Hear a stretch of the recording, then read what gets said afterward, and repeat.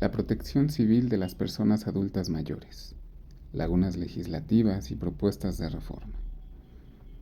El presente trabajo doctoral examina las lagunas legislativas en materia de protección civil de las personas adultas mayores en los códigos civiles del Estado de Nuevo León y el Estado de México, a la luz de la Convención Interamericana de los Derechos Humanos de las Personas Mayores. Incorpora el parámetro de regularidad constitucional mexicano, incorporado el 10 de enero del 2023. Presenta tu servidor.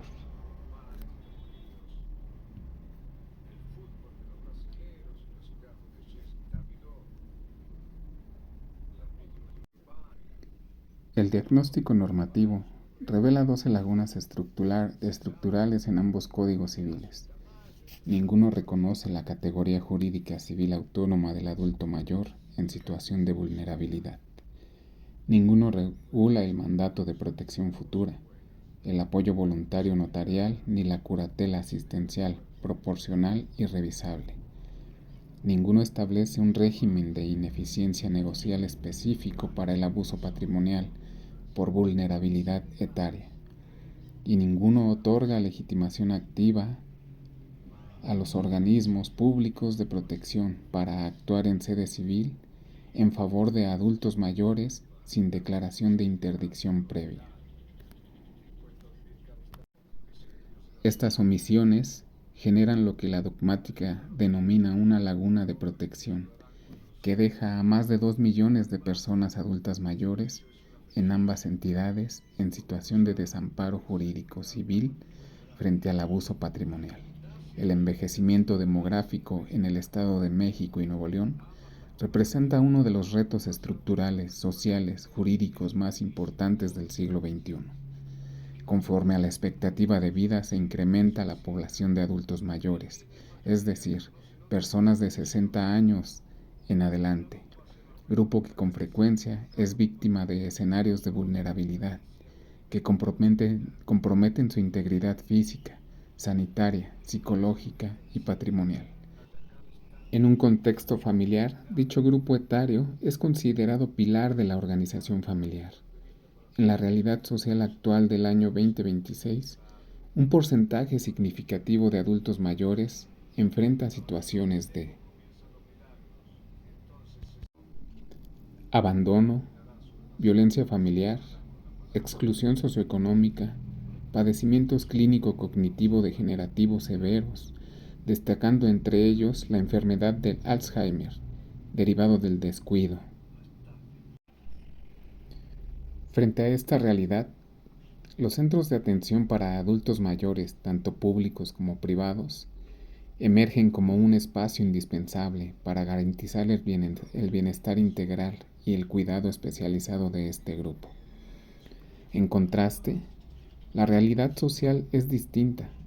Estas instituciones se encuentran reguladas por un estricto andamiaje jurídico, diseñado para proteger sus derechos fundamentales, objeto que en la mayoría de las ocasiones no se cumple, sino hasta la obtención de una sentencia favorable, derivada de un largo, desgastante y costoso proceso judicial, afectando la integridad de las víctimas de dichos procesos.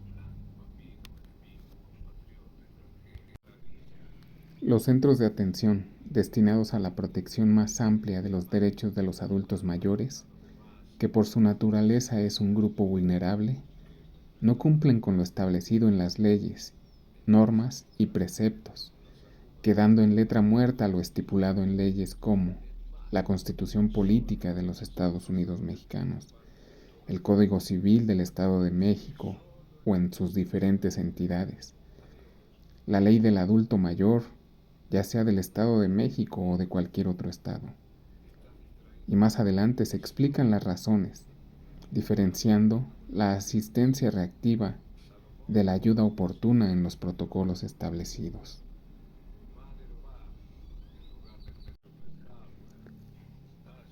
Ley de los Derechos de las Personas Adultas Mayores. Publicada originalmente para establecer las bases del desarrollo integral de este sector. Esta ley define en su artículo 3 que se considera adulto mayor a toda persona a partir de 60 años de edad. La legislación mandata al Estado a proveer atención integral y asistencia social, concebidas como el conjunto de acciones destinadas a modificar y mejorar las circunstancias de protección o desventaja física y mental. La ley establece con claridad que los adultos mayores gozan de derechos irrenunciables, detallados en su estructura orgánica: derecho a una vida digna y libre de violencia, protección absoluta contra el maltrato físico, psicológico o económico, derecho a la salud, al cuidado, acceso preferente a servicios médicos y a centros de atención especializada si carecen de red de apoyo familiar, y no discrimina ningún sector. Es decir, en cualquier rincón, en cualquier lugar, en cualquier institución, sean las condiciones que sean, esta ley debe de proteger en lo más amplio a los adultos mayores. El derecho civil contemporáneo se encuentra en una encrucijada paradigmática. La tensión entre la tradición tutelar que durante siglos ha respondido a la vulnerabilidad humana mediante la sustitución de la voluntad del sujeto considerado incapaz y el modelo emergente de apoyo y salvaguardias, fundado en el reconocimiento pleno de la capacidad jurídica de todas las personas adultas, con independencia de su edad o condición. Este capítulo constituye el andamiaje teórico desde el cual se analizarán los capítulos subsiguientes, las lagunas legislativas concretas de los códigos civiles de Nuevo León y el Estado de México, y el cual encuadra en las demás entidades de México. El artículo 12 de la Convención sobre los Derechos de las Personas con Discapacidad produjo lo que la doctrina ha denominado un giro copérnico en la concepción de la capacidad jurídica, al reafirmar que las personas con discapacidad tienen capacidad jurídica en igualdad de condiciones con las demás en todos los aspectos de la vida, y al exigir a los estados que provean el acceso a los apoyos que puedan necesitar en el ejercicio de su capacidad jurídica. La Convención deslindó explícitamente la capacidad jurídica de la capacidad mental o cognitiva.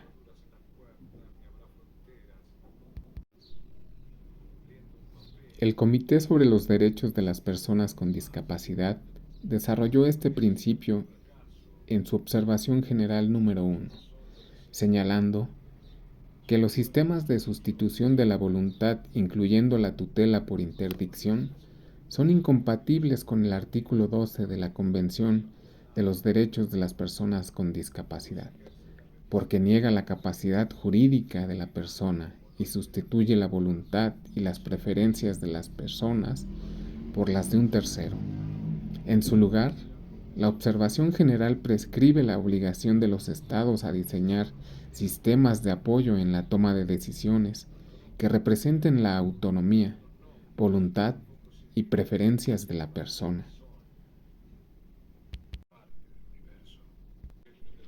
La Suprema Corte de Justicia de la Nación acogió este paradigma en su línea jurisprudencial sobre interdicción, declarando inconstitucional e inconvencional el sistema del estado de interdicción previsto en los artículos 23, 450 fracción 2 y 462 del Código Civil para el Distrito Federal, hoy Ciudad de México, por ser incompatible con el artículo 12 de la Convención de los Derechos de Personas con Discapacidad y con la dignidad humana.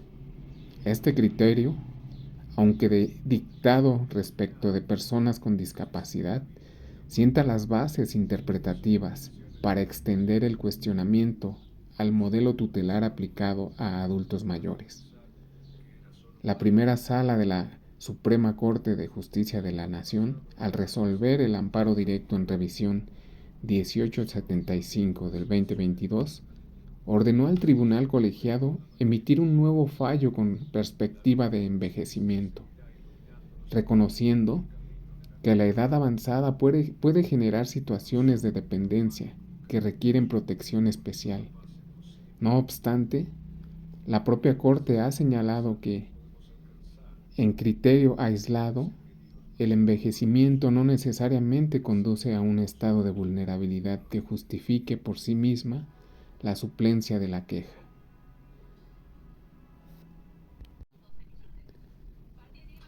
Ahora bien, la Convención de los Derechos de las Personas con Discapacidad fue diseñada para proteger a las personas con discapacidad, no específicamente a los adultos mayores.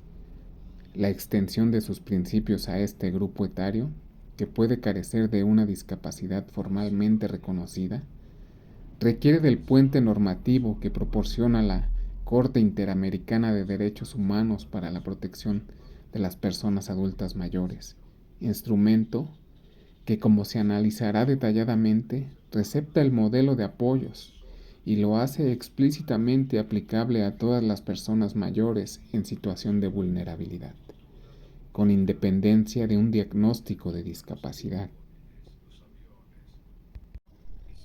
El concepto de vulnerabilidad ha transitado en el derecho internacional de los derechos humanos desde una concepción individual y patológica centrada en condiciones específicas de la persona, la enfermedad, la discapacidad, la pobreza, hacia una concepción estructural y racional que la entienda como una condición inherente a la condición humana, modulada por factores contextuales, racionales e institucionales.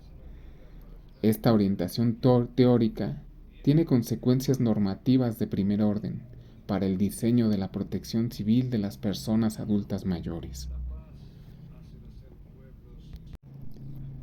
Marta Fineman, en su influyente ensayo El sujeto vulnerable, argumenta que la vulnerabilidad no es una condición excepcional o patológica que afecta a determinados grupos. Mujeres, personas con discapacidad, adultas mayores, sino una característica universal y constante de la condición humana que varía en su intensidad y en sus manifestaciones, según el entorno social e institucional. Desde esta perspectiva, la pregunta jurídicamente relevante no es ¿quién es vulnerable?, sino ¿qué hace el ordenamiento jurídico para responder a la vulnerabilidad y a las relaciones de dependencia que genera? Esta reorientación impone al legislador civil una responsabilidad positiva, no solo abstenerse de discriminar, sino diseñar activamente instituciones que mitiguen las manifestaciones particulares de la vulnerabilidad en cada grupo etario. La observación general número 6 del Comité de Derechos Económicos, Sociales y Culturales de la ONU, dedicada a los derechos económicos, sociales y culturales de las personas mayores, fue el primer instrumento del soft law internacional que abordó sistemáticamente la protección diferenciada de este grupo etario. Su relevancia para la investigación radica en que establece el principio de no discriminación por razón de edad como componente del artículo 2 del Pacto Internacional de Derechos Económicos, Sociales y Culturales. Cuando la red familiar falla, se convierte en el agresor principal. El Estado de México asume una posición de garante sustituto y protector de última instancia. Esta facultad se opera principalmente a través del DIF, ya sea del Estado de México o de las diferentes entidades. Y las Procuradurías de Protección a Niñas, Niños, Adolescentes y Adultos Mayores. Estas instituciones brindan seguridad y apoyo a este grupo etario. Mencionábamos en la lámina pasada que cuando la red familiar falla, se convierte en el agresor principal. Aquí vemos claramente una ilustración del delito de despojo, el cual muchas veces es llevado a cabo por los mismos familiares, los hijos, los hermanos, los parientes cercanos, etc. El Estado, entendiendo a este como el gobierno, interviene mediante tres vías institucionales: la vía administrativa y de asistencia social, la vía civil y familiar y la vía penal.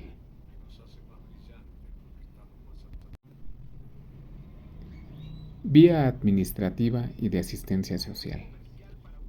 El DIF coordina y supervisa los centros de atención de larga estadía, es decir, los asilos, y casas de día públicos.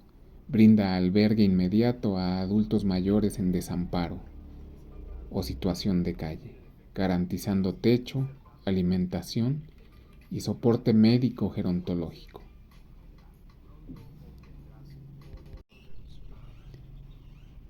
Vía civil y familiar. A través de defensores públicos de oficio, es decir, abogados del Estado, abogados del gobierno, el Estado patrocina juicios de pérdida de patria potestad, en el caso de dependientes, juicios de pensión alimenticia en contra de los hijos consanguíneos y procesos de interdicción para la salvaguarda de la representación legal del adulto mayor. De esta manera, el Estado defiende a los adultos mayores. Vía penal. El despojo de bienes inmuebles y la omisión de auxilio o abandono de personas son delitos tipificados en el Código Penal.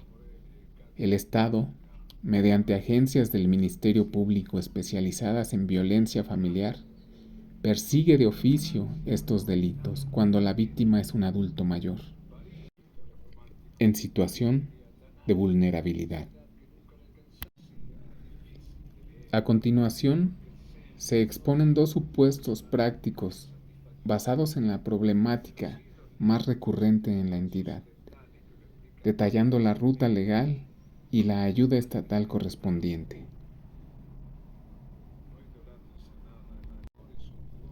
Cabe destacar que los casos que a continuación se presentan son completamente verdaderos, completamente verídicos, y exhiben la crueldad con la que algunas personas se comportan con las personas adultas mayores.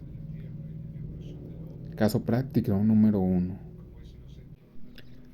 Adulto mayor con condición de Alzheimer y omisión de cuidados graves. Planteamiento de la situación.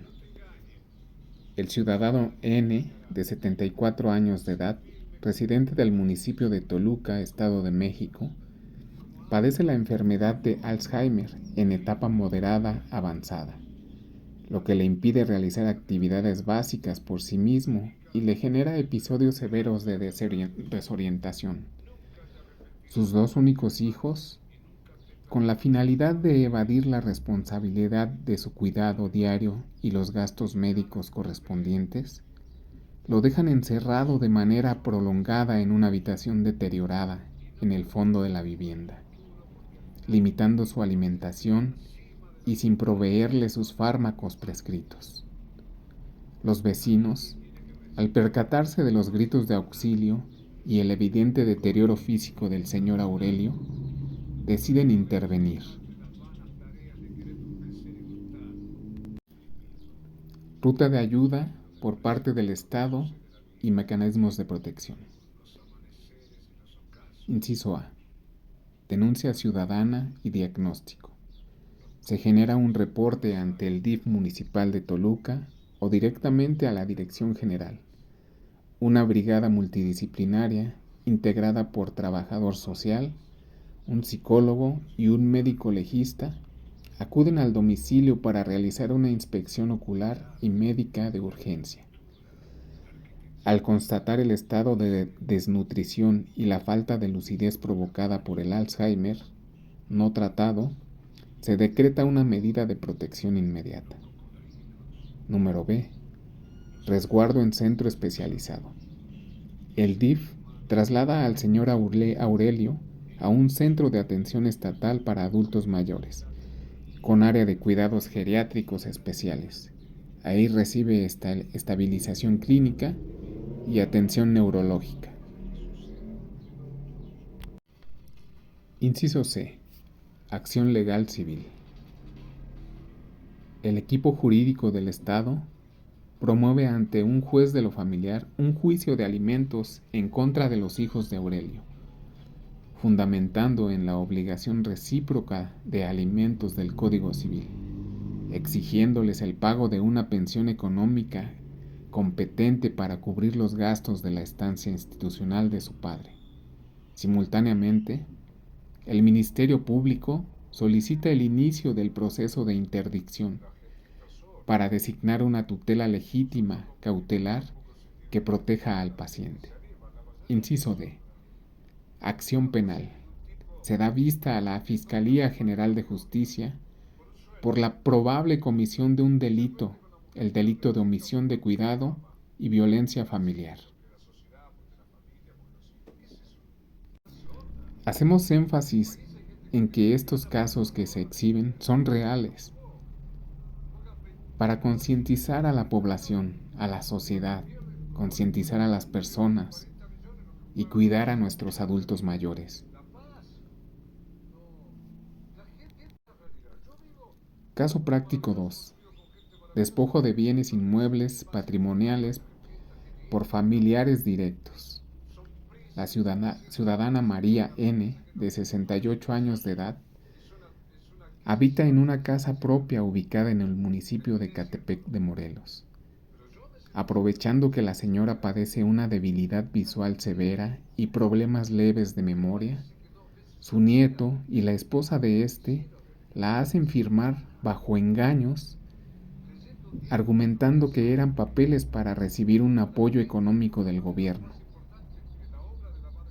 cuando en realidad era una escritura pública de donación de la propiedad a favor del nieto. Es decir, bajo engaños la hacen ceder la propiedad, la hacen regalar la propiedad al nieto. Una vez formalizado el acto ante un notario público, donde no se revisaron los vicios del consentimiento, los familiares desalojan físicamente a la señora María Elena de su propia casa, dejándola en la calle únicamente con sus pertenencias personales básicas.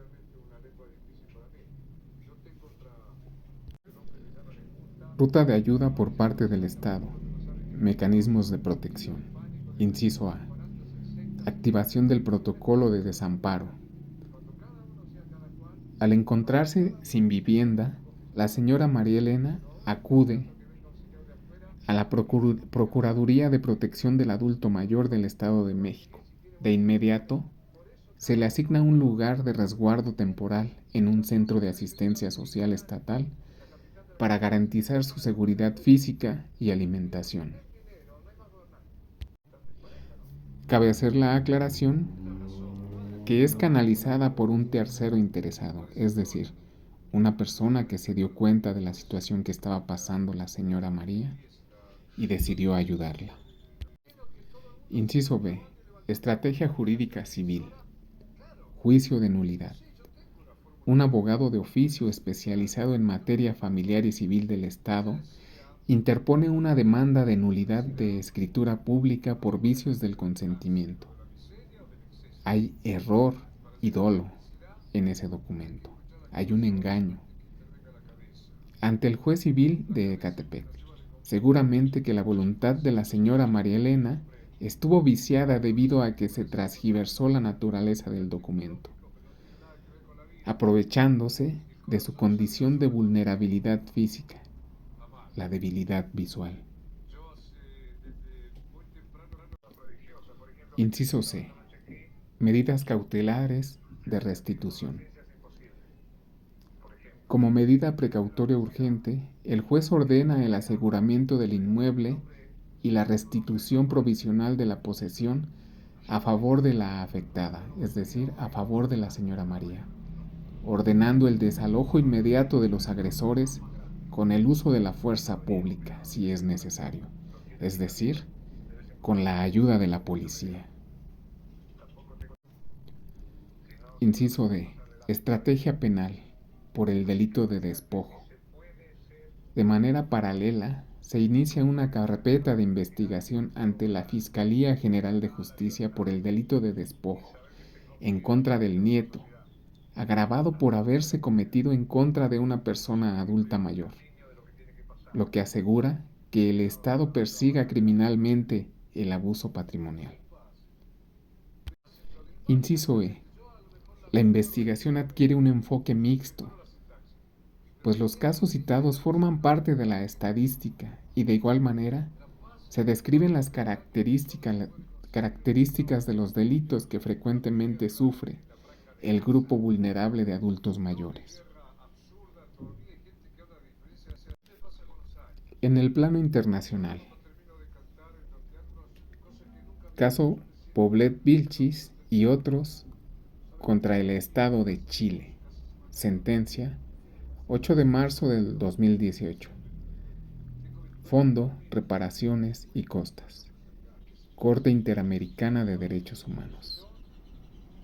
El señor Vinicio Antonio Poblet Vilchis, adulto mayor de 76 años, ingresó en varias ocasiones al Hospital Sotero de Río, en Chile, debido a graves problemas respiratorios. Durante su atención médica se produjeron diversas irregularidades, entre ellas deficiencias en la prestación de servicios de salud, falta de información adecuada a sus familiares y ausencia de consentimiento informado válido respecto de procedimientos médicos relevantes. Finalmente, el paciente falleció. Los familiares promovieron acciones judiciales en Chile, pero consideraron que no tuvieron una investigación y una reparación efectivas, por lo que el asunto llegó al Sistema Interamericano de Derechos Humanos, es decir, de ser un problema local en un hospital de cualquier estado, se hizo un problema prácticamente universal, escalando a instancias de carácter mundial, a instancias internacionales.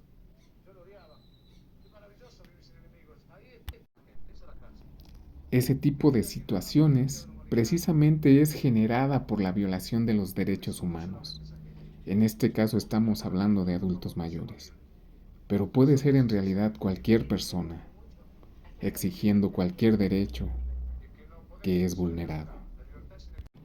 A esta situación, la Corte Interamericana responde: derechos vulnerados. La Corte Interamericana declaró responsable internacionalmente al Estado de Chile por la violación de los siguientes derechos. A. Derecho a la salud, artículo 26 de la Convención Americana. B. Derecho a la vida, artículo 4 de la misma Convención. C. Derecho a la integridad personal, artículo 5. D. Derecho al consentimiento informado y acceso a la información en materia de salud. E. Derecho a las garantías judiciales y protección judicial, artículo 8 y 25. Vean hasta dónde llega, hasta dónde puede escalar un problema local cuando son vulnerados los derechos humanos de las personas. Se convierte en un caos. Se evidencian las malas prácticas, los abusos de poder, los abusos en general, las violaciones a los derechos humanos. Fue la primera vez que la Corte Interamericana reconoció de manera autónoma el derecho de la salud como un derecho exigible, derivado del artículo 26 de la Convención Americana, el cual a la letra dice lo siguiente. Artículo 26. Desarrollo progresivo. Los estados parte se comprometen a adoptar providencias. Hago un paréntesis para aclarar esto. De esto que estamos hablando son tratados internacionales. Tratados internacionales que los estados firman y que deben de cumplir. Eso es un tratado internacional. Cuando puedes exigir un derecho a nivel internacional, a nivel estatal o a nivel local. Continuamos. Los estados partes se comprometen a adoptar providencias, tanto a nivel interno como mediante la cooperación internacional, especialmente económica y técnica, para lograr progresivamente la plena efectividad de los derechos que derivan de las normas económicas, sociales y sobre educación, ciencia y cultura, contenidas en la Carta de la Organización de los Estados Americanos, reformada por el Protocolo de Buenos Aires, en la medida de recursos disponibles por vía legislativa u otros medios apropiados. Estableció estándares especiales de protección para las personas adultas mayores, debido a su condición de vulnerabilidad. Reafirmó que el consentimiento informado es un elemento esencial del derecho a la salud y de la dignidad humana. Señaló que los estados deben de garantizar servicios de salud accesibles, oportunos y de calidad, especialmente cuando la falta de atención puede comprometer la vida de una persona.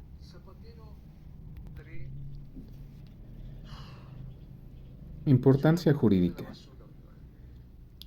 Esta sentencia es un precedente fundamental en el sistema interamericano, porque consolidó la protección del derecho a la salud como derecho humano autónomo, fortaleció la tutela de las personas adultas mayores y desarrolló el alcance jurídico del consentimiento informado en los servicios médicos. Los estados tienen la obligación de garantizar a todas las personas, especialmente a los adultos mayores, una atención médica adecuada, oportuna y libre de discriminación. De lo contrario, pueden incurrir en responsabilidad internacional por violaciones al derecho a la salud, a la vida y a la integridad personal.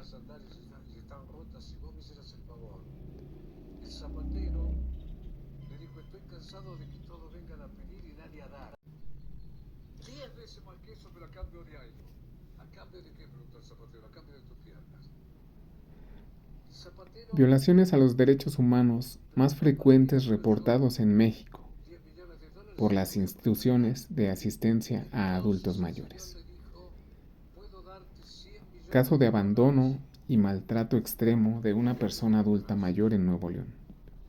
Esto fue en el año 2026. La Procuraduría de la Defensa del Adulto Mayor del DIF Nuevo León documentó un caso de abandono, negligencia y maltrato grave contra una mujer adulta mayor que se encontraba bajo el cuidado de un familiar.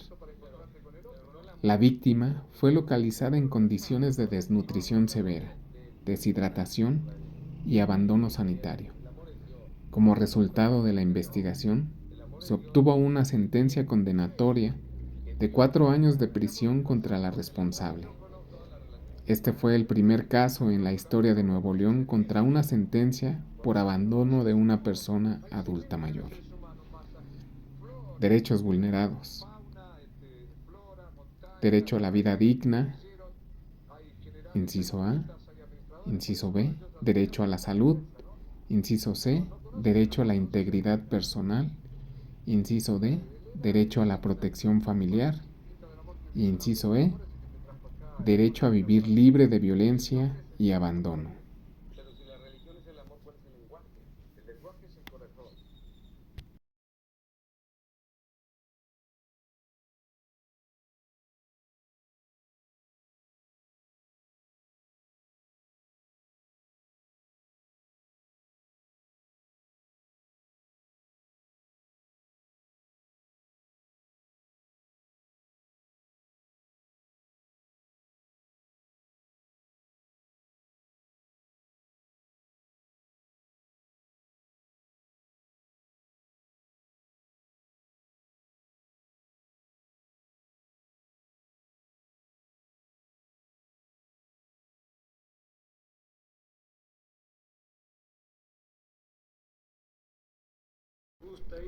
La propia Comisión Estatal de Derechos Humanos de Nuevo León informó que entre 2020 y junio de 2025 se integraron 657 expedientes de queja promovidos por personas mayores, de los cuales en 265 casos se acreditaron violaciones a derechos humanos, lo que representa más de la mitad de los asuntos concluidos.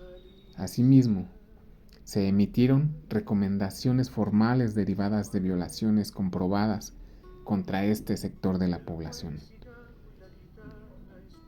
Los principales patrones de violación a los derechos humanos de las personas adultas mayores en Nuevo León se concentran en: inciso A, violencia y abandono familiar; inciso B, negligencia institucional y médica; inciso C, detenciones arbitrarias y abuso de autoridad; inciso D, falta de acceso efectivo a la justicia; inciso E, discriminación por edad.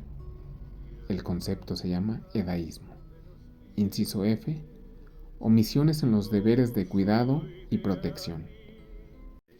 Y aunque en este momento la investigación se concentra en el estado de Nuevo León y el estado de México, puede ser una condición general que afecte a todas las entidades, es decir, en todo México.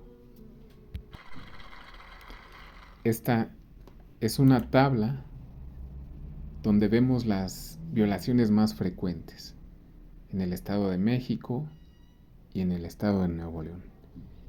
Constituye un instrumento comparativo para ver las semejanzas y las coincidencias, y vemos que los maltratos que sufren los adultos mayores son muy similares, tanto en el estado de México como en el estado de Nuevo León, y no dudo que así sea en las demás entidades.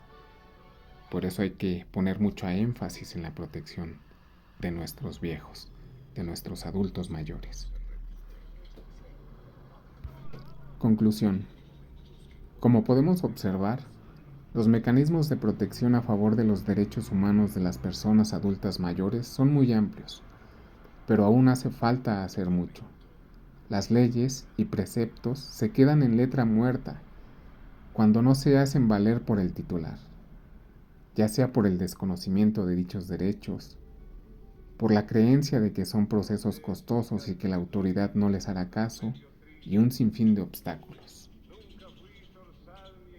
Después de analizar la presente información, sugerimos a las autoridades competentes y a la sociedad en general ir creando protocolos de asistencia inmediata, que no sea necesario llevar un juicio tardado para restituir los bienes de una persona adulta mayor, sino que se tomen las debidas previsiones para atender dichos delitos y verificar antes de iniciar un proceso judicial que el adulto mayor no está siendo engañado o sometido, y así evitar vicios en el consentimiento y extender la protección más amplia a todos los sectores donde se encuentran adultos mayores. Por ejemplo, aquellos que se encuentran en prisión. Trato digno y humano en general. La ley no discrimina, no lo hagas tú. Gracias.